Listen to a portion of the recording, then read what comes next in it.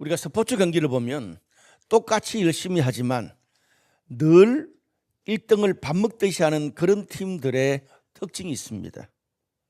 그게 뭐냐면 아무리 점수 차이가 많이 나고 지고 있는 경기지만 선수들의 생각에 질 것 같다는 느낌이 들지를 않는다고 합니다. 결정적인 순간에 누가 영웅처럼 나타나서 경기를 이기게 해줄 것이라는 믿음들이 다 있습니다. 선수단 전체에 한마디로 승리의 DNA가 심겨져 있습니다. 그렇게 된 이유가 포기할 수밖에 없는 수많은 경기에서 역전을 하고 또 위기가 기회가 되는 것을 선수들 전체가 그 어려움을 겪어가면서 모두 승리하는 것을 함께 경험했기 때문에 그렇습니다. 그래서 모든 선수단에 승리의 DNA가 새겨지는 거예요. 이것은 스포츠 경기뿐 아니라 우리 성도들의 신앙생활에도 굉장히 중요합니다. 우리 삶에 해결하기 어려운 문제가 찾아와도 한 마음이 되어서 기도할 때에 결국에는 하나님께서 해결해 주시더라. 그렇게 성도들이 기도하면서 모두가 기도 응답을 직접 체험하고 하나님의 일하심을 보게 될 때 우리 가정과 셀과 교회에 믿음과 승리의 DNA가 영적으로 새겨집니다. 오늘 우리가 읽은 본문은 예루살렘 교회에 닥친 큰 환난을 성도들이 견디고 함께 이겨내면서 믿음과 승리의 DNA가 만들어져가는 과정을 잘 보여주고 있습니다. 한 두 가지 정도 저는 하나님의 메시지를 전하고 싶습니다. 한번 따라합시다. 기도는 인간이 할 수 없는 일을 돌파하는 하나님의 통로다. 기도는요, 인간이 할 수 없는 일을 돌파하게 하는 하나님의 통로입니다. 오늘 1절에서 6절까지 말씀을 보니까 당시 유대 땅을 다스리고 있는 헤롯 왕이라는 인물이 나옵니다. 이 헤롯 왕은요, 우리가 예수님이 태어났을 때 동방박사를 맞이하고 아기 예수를 죽이려고 했던 헤롯 대왕의 손자인 헤롯 아그리파 1세라는 인물입니다. 당시에 유대 땅이 로마의 식민지였기 때문에 이 본문의 헤롯 왕은 로마의 눈치를 볼 수밖에 없었습니다.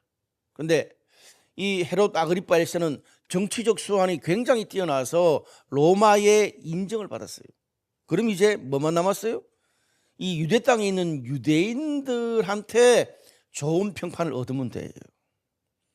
이런 상황을 잘 알고 있는 헤롯 왕이 초대교회의 영적 지도자 중에 한 명인 야고보를 죽입니다. 순교시켜버립니다.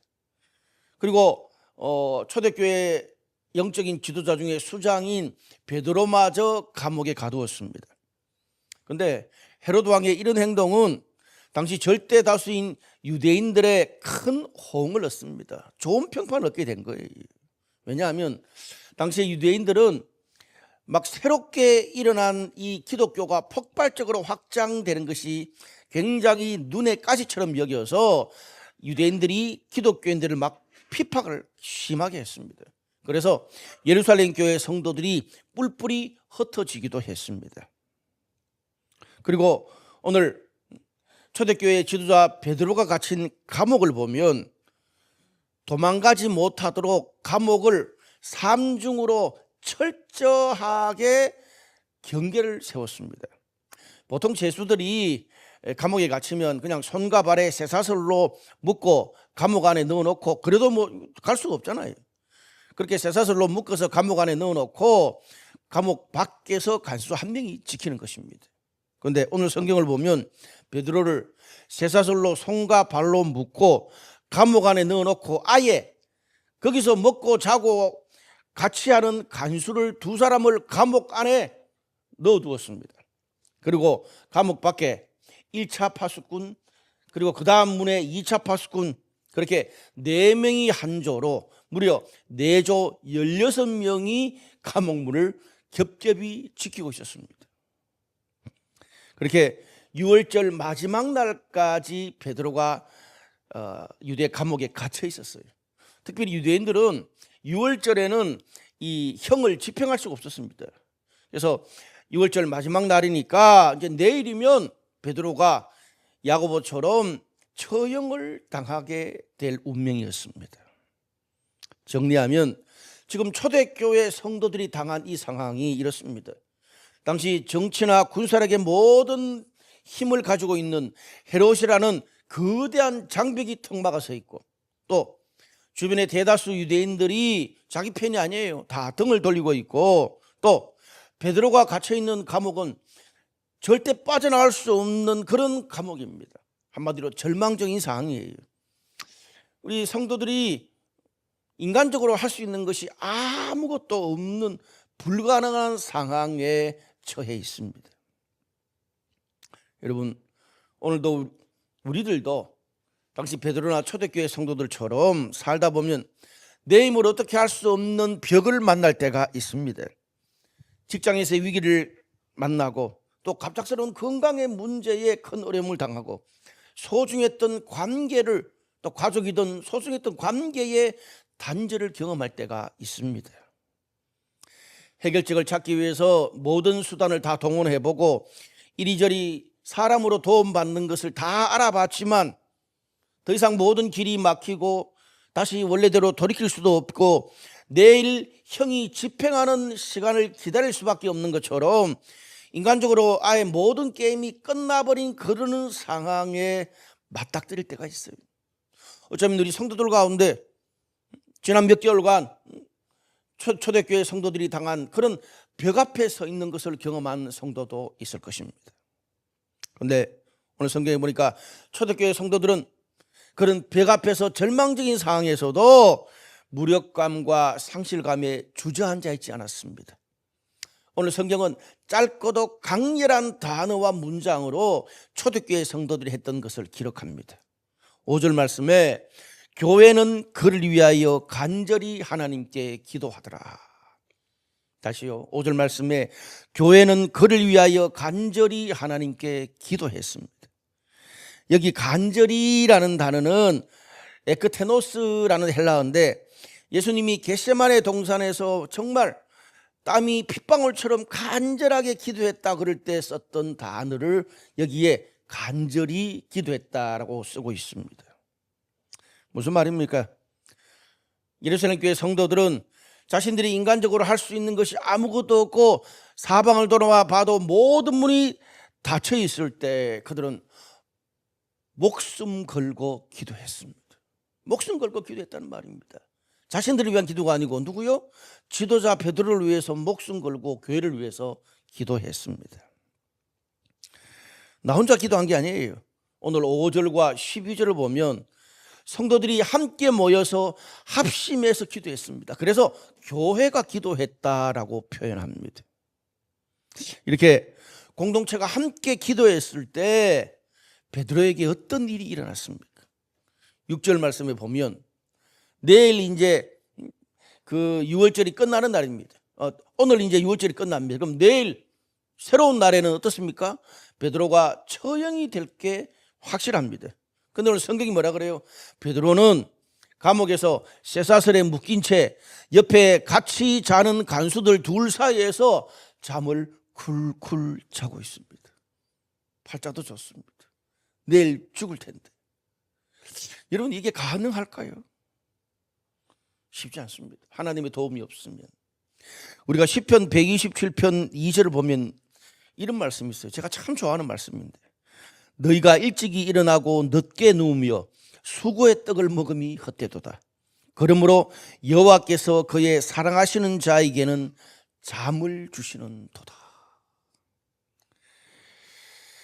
지금 베드로의 삶에는 폭풍이 일고 있는데 내일 사형을 당하는데 우리로 치면 불경기로 직장에서 정리해고를 당하려고 하는데 갑자기 전세를 올려달라 그래서 이사 갈 매물을 찾아보는데 없는데 오래 교제했던 그런 친구와 헤어졌는데 낮에는 걱정하다가도 저녁에 눕기만 하면 잠이 잘 온다는 말이에요.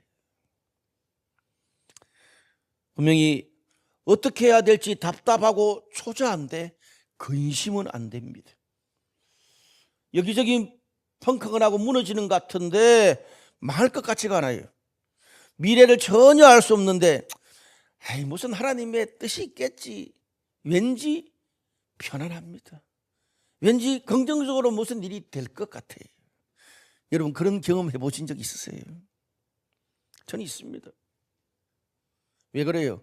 우리가 그런 마음을 가지게 될 때 보면 내가 열심히 걱정하고 뛰어다닌다고 안 될 일이 되고 될 일이 안 된다는 것을 인생의 수많은 시행착오를 돌아보면서 깨닫게 되는 거예요. 왜? 그 마지막 순간에 가보면 모든 게 아무리 내가 열심히 해도 수구의 떡을 먹음이 헛되도다. 무슨 말이에요? 우리 인생의 모든 결과는 하나님의 손에 달려있더라는 것을 내가 깨달았기 때문입니다.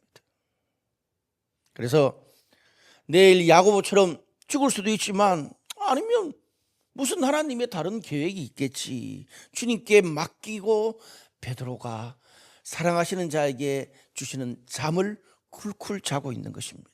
한마디로 폭풍 속에 하나님이 주시는 마음의 평안입니다. 여러분 그 성경은 이런 평안은 뭔가 내가 많이 가지고 있고 안정적이라서 오는 평안이 아니라 폭풍 속에도 흔들리지 않는 평안함. 성경은 그것을 평안과 대조적으로 평강이라고 표현합니다. 우리 이평강 목사님이 계시네요. 내가 업무를 처리하고 일이 닥칠 때만 스트레스 받고요.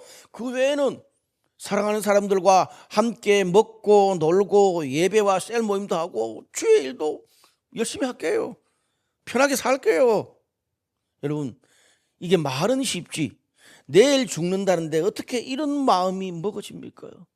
이런 상황에서 저녁에 잠을 자려고 그러는데 잠이 오나요? 안 옵니다. 이것은요 나를 위해서 공동체가 함께 기도해 줄 때 하나님이 성도들에게 주시는 기도 응답이요 축복입니다. 우리 뒤에 가면 베드로를 위해서 온 교회 성도들이 기도해 줬기 때문에 내일 죽을 운명인데 오늘 저녁에 베드로는 평강의 마음으로 주님께 맡기고 쿨쿨 자고 있습니다. 이렇게 우리들에게 성도들에게 하나님이 주시는 마음의 평강과 여유가 있으면 결국은 모든 것들을 다 이겨내더라고요. 저는 오늘 말씀드린 우리 사랑하는 모든 브라이트 성도들에게 주님께서 사랑하시는 자에게 주시는 평강과 잠의 여유를 여러분들에게도 주시기를 축원합니다. 자, 또 하나 더 공동체가 함께 기도했을 때 주님이 주신 기도 응답이 하나 더 있습니다. 뭡니까? 7절에서 11절까지 말씀을 보면 홀현이 천사가 나타났습니다.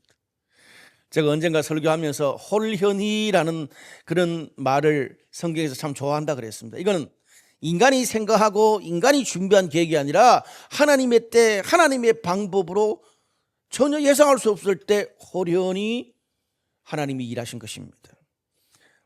그냥 요약하면 갑자기 천사가 나타나서 잠자는 베드로의 옆구리를 쿡쿡 찌르면서 야 일어나 나를 따라와.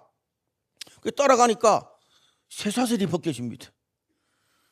그리고 천사를 계속 따라가니까 그냥 3중으로 된 감옥문을 하나씩 둘씩 그냥 열려서 감옥문을 다 지나가고 거기를 지키는 파수꾼들을 다 통과해버리고 한순간에 감옥 건물에서 빠져나와서 도로가에 서 있습니다. 밖에 거리에 서 있게 됐습니다.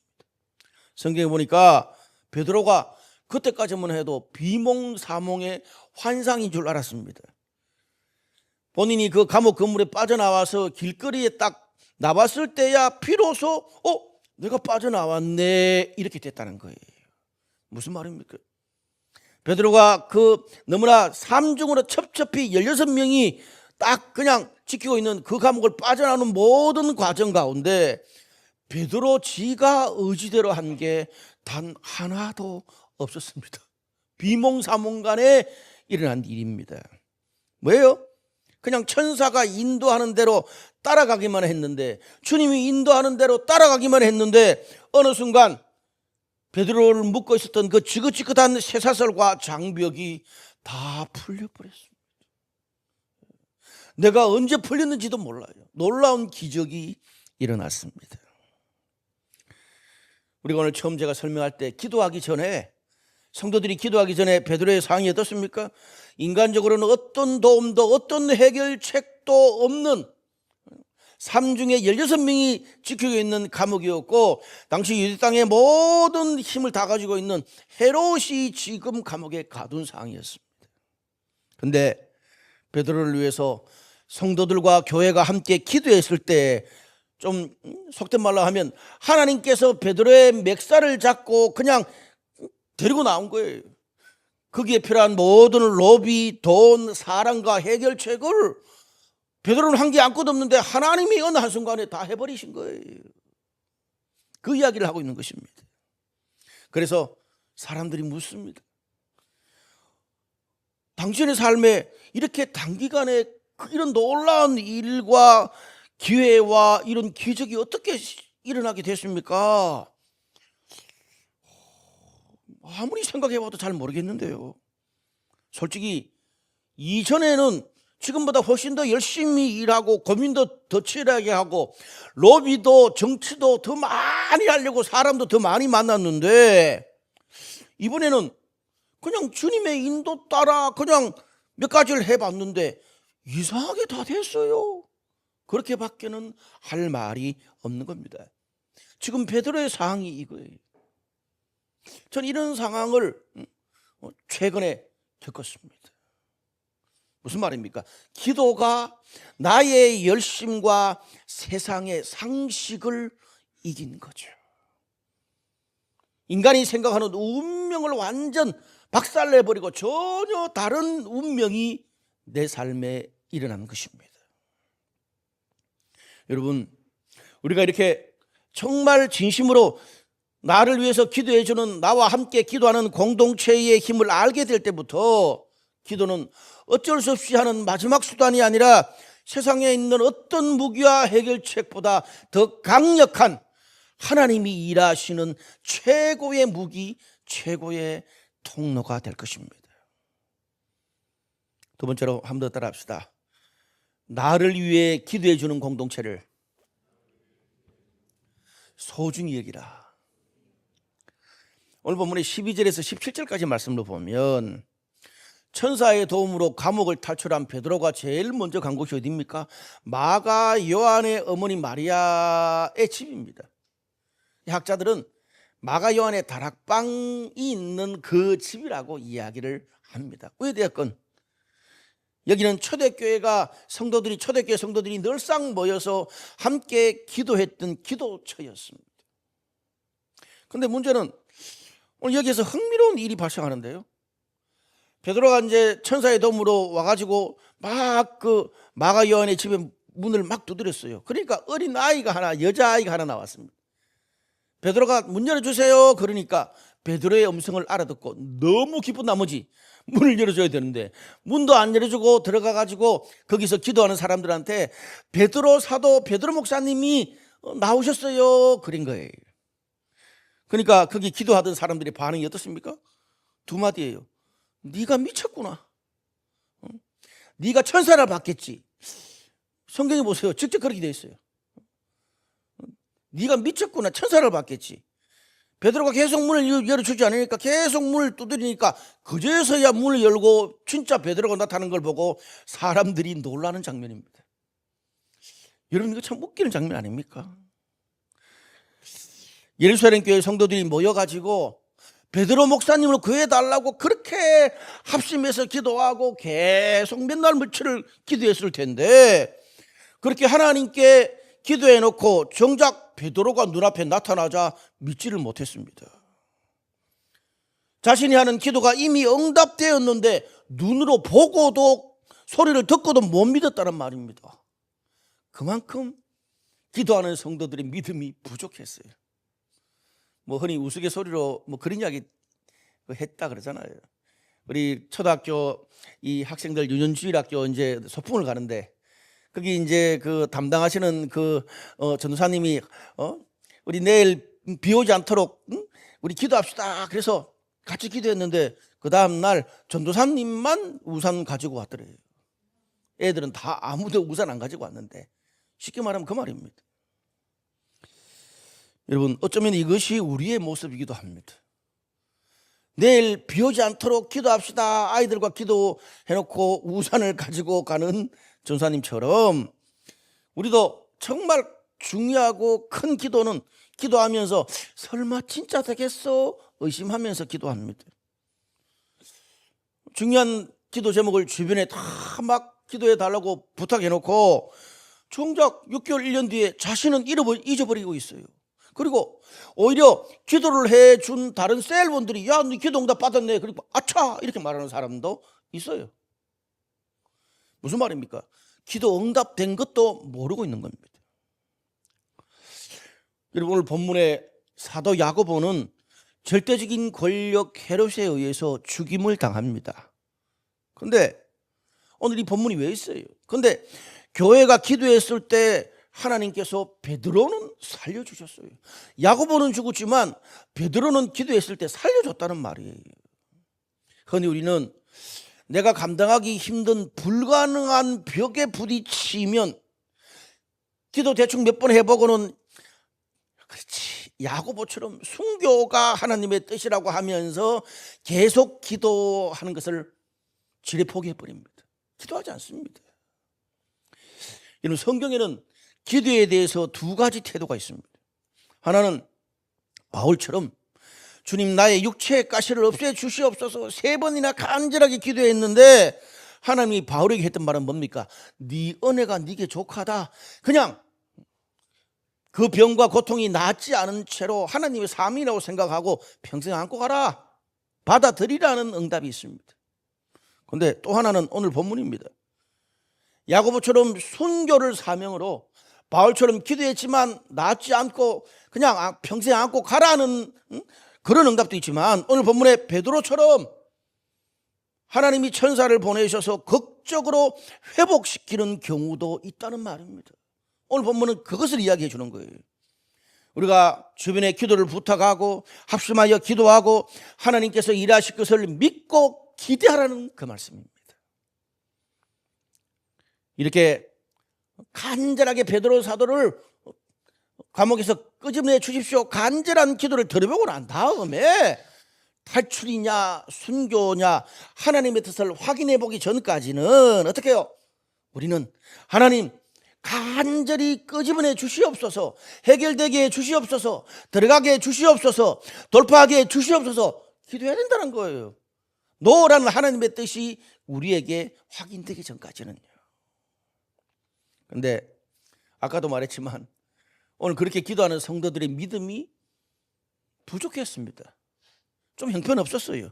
그런데도 하나님이 왜 기도를 들어주셨을까요? 왜? 그들의 기도가 완벽하거나 그들의 믿음이 좋아서가 아니라 그들이 기도하는 모습 방향이 하나님이 원하시는 방향이었기 때문입니다.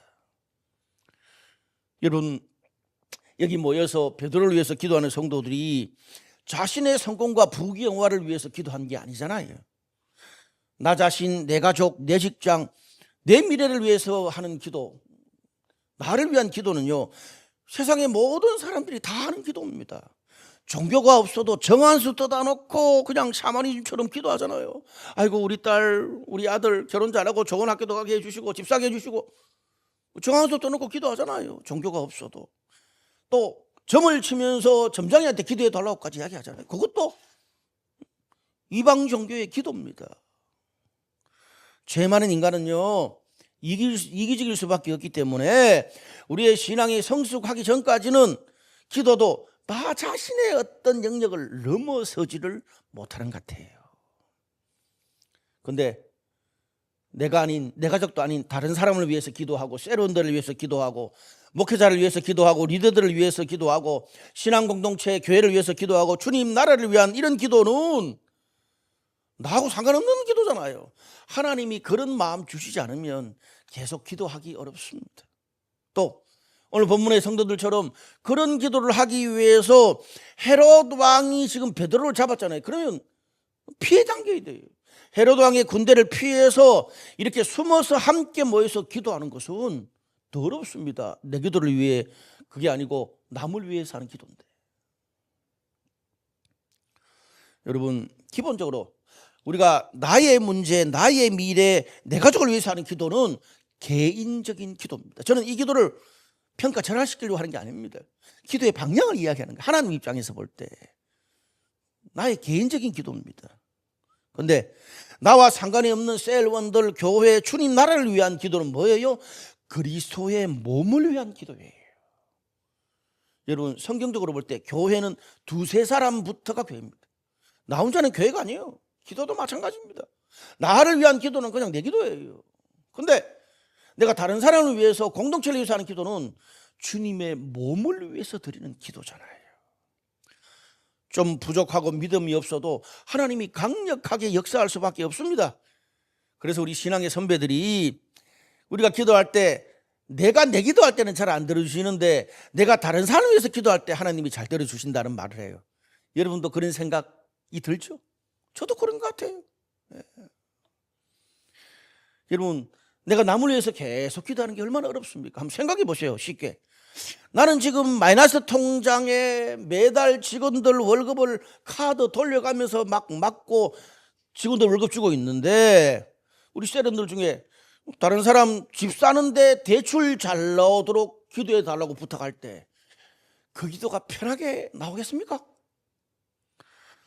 나는 지금 싱글로 명절에 가족들과 시간 보내는 것도 힘들어 죽겠는데 또 시집장 안 가냐고 또 이야기할 텐데, 그렇게 명절에 가족들하고 지내는 게 싱글들이 힘들어 죽겠는데 셀에서 이번 명절에 우리 부모님과 동생네 가족들하고 해외여행 가는데 다투지 않고 잘 다녀게 해주세요 라고 기도 제목을 냈어. 여러분, 그 기도가 잘 되겠어요? 체하지 않겠어요? 내 부모님, 우리 가정도 모든 게 불안하고 온전치 않은데 나하고 그렇게 친밀하지도 않은 것 같은 리더들, 목사님, 교회를 위해서 기도하는 것은 너무 멀리 느껴질 수 있습니다. 한두 번은 모르겠지만 오늘 이렇게 예루살렘 교회 성도들처럼 베드로를 위해서 합심해서 계속 기도하는 일은 쉽지 않고 너무 귀한 일입니다. 여러분, 그래서 우리가 형제 자매와 신앙 공동체를 위해서, 주님의 나라를 위해서 성도들이 함께 기도하는 것을 볼 때 하나님이 그게 얼마나 어려운지를 아는데, 그렇게 기도하는 성도들을 볼 때 하나님이 얼마나 기뻐하실 것 같아요. 왜? 그것이 주님이 간절히 원하는 일이니까요. 오죽 했으면 예수님께서 뭐라 그래요? 너희는 먼저 그의 나라와 의를 구해라. 그리하면 너희에게 필요한 모든 것을 내가 더해 줄 거다. 이렇게까지 말했습니다. 극단적으로. 다시요. 너희는 먼저 그의 나라와 의를 구해라. 그리하면 너희에게 필요한 모든 것을 내가 더해 줄 거다. 이렇게 말합니다. 하나님이 원하는 게 이거예요. 근데 그 기도를 지금 드리고 있으니까 생각 이상으로, 기대 이상으로 축복해 주고 기도 응답을 줄 수밖에 없는 거죠. 근데 성도들이요, 서로를 위해서 기도하는 걸 중보 기도다 그럽니다. 사실 뭐 이 단어 그렇게 쓰고 싶지 않은데 특별히 다르게 쓸 말이 없어서 제가 쓰는 거예요. 성도들이 서로를 위해서 중보 기도해 주려면 어떻습니까? 서로의 깊은 문제를 오픈을 해야 기도할 수 있잖아요. 나는 지금 속이 문드러지고 있는데 이것을 셀에 오픈해서 괜히 나의 정말 추추스럽고 어려운 일들이 셀에 돌고 다른 사람들의 도는 그게 싫다. 그러면 오픈 못하는 거예요. 그러면 그런 기도를 못하는 거예요. 그럼 기도 제목 낼 때 민족 통일, 뭐 가족의 회복, 이렇게 아주 호황한 그런 기도 제목 내는 거예요. 그러면 상대방도 어떻게 해요? 민족 통일, 뭐 가족의 회복, 그 기도를 그냥 1년, 2년, 3년, 4년 하는 거예요. 근데 그런 깊은 문제까지 나눌 수 있는 그런 관계가 되고 그런 셀이 되어 가면 어떻습니까? 오늘 본문에 함께 기도하는 공동체의 힘을 모두가 함께 경험하게 되는 거죠. 그래서 여러분, 우리가 신앙생활을 하면서 그냥 예배만 드리고 인사하고 가는 것하고 셀에서 함께 나누고 티격태격하고 서로 기도하면 해주면서 기도 응답을 경험하는 것하고 하늘과 땅 차이입니다.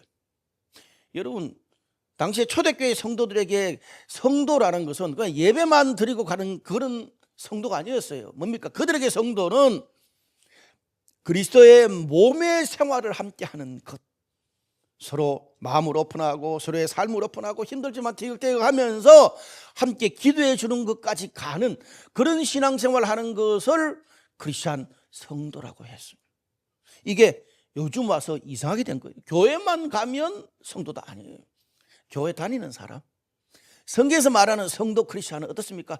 그리스도의 몸의 생활을 하는 사람, 함께 나누고 서로 함께 기도해 줘서 그 기도하는 공동체 힘을 모두가 함께 경험하는 사람, 이게 성경이 말하는 성도고 크리스찬입니다. 제가 최근에 또 우리 성도들 가운데 또 교회 앞장서서 일하는 사람들 한 3명 정도가 저한테 기도 제목을 부탁했습니다. 어디 가서 말하기 쉽지 않은 굉장히 깊은 기도 제목, 굉장히 민감한 기도 제목이었습니다. 여러분, 제가 설교 때 말하지만 제가 늘 성도들을, 우리 공동체를 보면서 기도하는 기도 제목 많이 있지만 제일 먼저 기도하는 것 중에 하나가, 하나님, 앞장서서 공동체를 섬기는 사람들에게 하나님의 특별한 은혜와 축복을 주십시오라고 기도합니다. 그 다음에 또 다른 우리 공동체를 위해서 기도해요. 근데 이처럼 우리 앞장서서 일하는 사람들 중에 더 깊고 은밀한 기도 제목을 부탁하면 목사 입장에서 얼마나 부담이 돼요. 더 많이 기도할 수밖에 없어요. 최근에 제가 길거리 가다가도 그 사람하고 비슷한 사람 보면 기도하게 되더라고요. 심지어 어느 날 새벽에 화장실을 갔는데 그냥 화장실 변기에 앉아가지고 갑자기 그 성도 생각이 나서 또 기도하게 되더라고요. 오늘 설교를 준비하면서 한 번 더 기도를 하게 되더라고요. 하나님 아버지, 이 성도 이리도 이 기도 제목 들어주세요. 그리고 오늘 12절에 천사의 도움으로 감옥을 탈출한 베드로가 마가 요한의 집에 문 두드려가지고 들어가는데 조금 시간이 걸렸지만 그 마가 요한의 집에 들어가서 무엇을 보게 됐습니까? 충격적인 거예요. 뭐예요? 자신을 위해서 목숨 걸고 함께 기도하는 셀원들, 교회를 본 것입니다. 당시 지금 유대 로마가 지금 기독교를 핍박하고 있는데 이게 잘못 걸리면 이들도 감옥에 끌려갈 텐데 베드로를 위해서 세례원들과 성도들이 합심해서 모여서 기도가 있었던 거예요. 얼마나 고맙고 감동이 됐겠습니까? 아, 그렇구나. 내가 몰랐구나. 이들의 기도 때문에 내가 죽기 전날에도 평안하게 잠자고 내가 한 게 아무것도 없는데 천사가 나를 이끌어가지고 쇠사슬도 끊고 감옥문도 열고 파수꾼도 지나서 여기까지 오게 했구나. 나 자신을 위해서 기도해 주는 공동체의 힘을 본 거예요. 근데 이 말은 뒤집어 말하면 만약에 내가 넘어지고 내가 포기할 상황이 되고 내가 도저히 내 힘으로 스스로 해결할 수 없는 상황에서 오늘 베드로가 만났던 것과 반대로 함께 기도해 줄 수 있는 이런 공동체가 없었다면 베드로가 어떻게 됐을까요? 아찔했을 것 같아요. 큰일 났을 것 같아요. 서로를 걱정해 주고 힘들 때마다 만나주고 문자 보내주고 함께 기도해 주는 그런 신앙 공동체가 옆에 있을 때는 이런 게 잘 보이지 않습니다. 그런데 베드로처럼 인생의 결정적인 문제, 자기 스스로의 힘으로 도저히 풀 수 없는 그런 상황을 만날 때면 함께 기도해 주는 공동체의 소중함, 함께 기도해 주는 공동체의 영적인 파워를 느끼게 됩니다. 말씀의 결론을 맺겠습니다. 오늘 23절에서 25절까지 말씀을 보면 성도들과 교회를 핍박하던 무너지지 않을 것 같은 절대 권력인 헤로드 왕이 갑자기 벌레에 먹혀 죽었다라 그래요.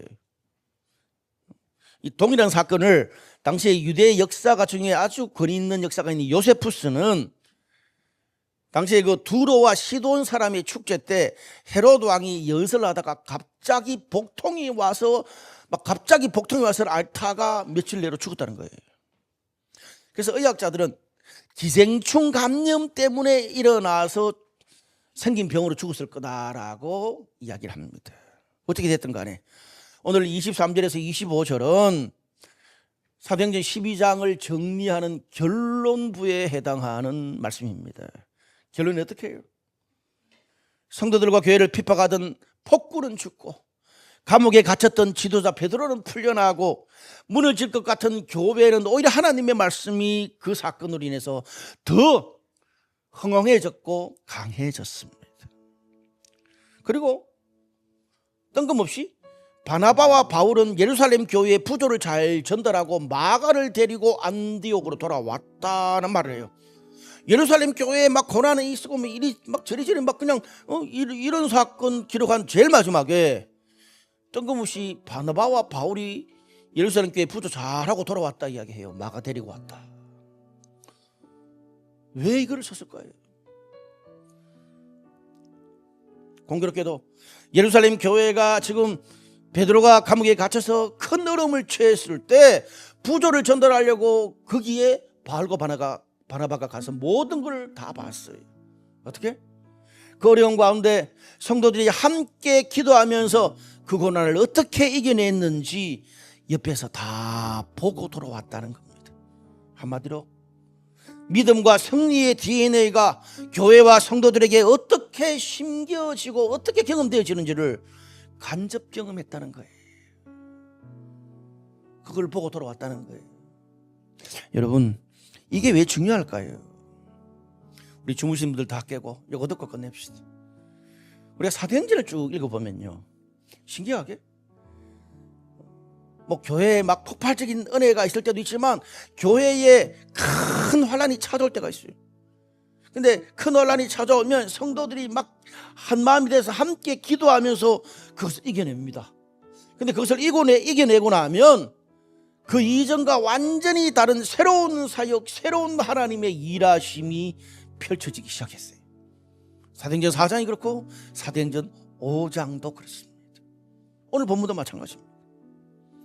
오늘 본문에 예루살렘 교회가 그들이 당한 고난과 환난을 기도로 잘 이겨낸 뒤에 바로 다음 장인 우리 다음에 제가 설교할 사도행전 13장에는 바나바와 바울이 기독교 역사 최초로 이방 민족들에게 선교를 하는 역사적인 일이 시작됩니다. 그리고 함께 데리고 온 마가는 그 역사적인 세계 선교 여행에 동참하게 돼요. 무슨 말입니까? 그 고난을 겪고 난 뒤에 안디옥 교회 새 시대의 새로운 사람들을 통해서 새 시대가 열렸다는 말이에요. 여러분, 흔히 우리가 하는 말 중에 폭풍 속의 고요, 전화위복, 새 창조를 위한 파괴라는 말이 있습니다. 성도가 그리고 교회가 당하는 고난은 단순한 어려움으로 끝나지 않습니다. 오늘 본문의 말씀처럼 공동체가 그 어려움을 이겨내면서 함께 기도할 때 불가능한 일을 행하시는 하나님의 새로운 사역, 하나님의 새로운 일하심을 우리 모두가 보게 될 것입니다. 믿음과 승리의 DNA가 우리 삶에, 우리 가정에, 우리 셀과 교회에 심겨지는 것을 경험하게 되는 거지. 사랑하는 여러분, 이번 한 주간 여러분 앞에 놓일 헤롯이나 막힌 감옥문을 보면서 한숨 쉬지 마십시오. 무기력하게 앉아있지 마시고 혼자 끙끙대지도 마시고 셀이나 믿음의 친구들이나 리더들에게 구체적으로 기도 제목을 부탁하십시오. 그리고 형제자매를 위해서, 나도 힘들지만 형제자매를 위해서 기도하고 지도자와 리더들을 위해 기도하고 공동체를 위해서 기도하고 주님 나라를 위해서 함께 기도해 보십시오. 그리고 하나님이 응답하시는 문을 두드린 소리에 귀를 기울여 보십시오. 여러분, 내 문제에만 붙잡히지 말고 힘들 때일수록 오히려 오늘 본문처럼 다른 사람을 위해서 기도하고 공동체를 위해 기도하고 주님의 뜻이 이루어지는 주님 나라를 위해서 기도하다 보면 하나님은 이미 우리 삶에 응답하고 계실지도 모릅니다. 이렇게 성도들이 함께 기도하면서 기도가 응답되고 하나님의 새로운 일하심을 보게 될 때 우리의 가정, 셀, 교회의 믿음과 승리의 DNA가 하나씩 생기게 됩니다. 마지막으로 예루살렘 교회가 함께 기도하면서 고난을 이겨낸 것이 이후에 안디옥 교회의 새로운 세계 선교를 준비하는 기회가 된 것처럼 우리 블라이트 강남교회 성도들과 모든 셀이 함께 어려움을 이겨내고 함께 기도하면서 우리에게 행하실 하나님의 새로운 위대한 일을 기대하는 그런 아름다운 하나님의 역사가 있기를 주님의 이름으로 축원합니다.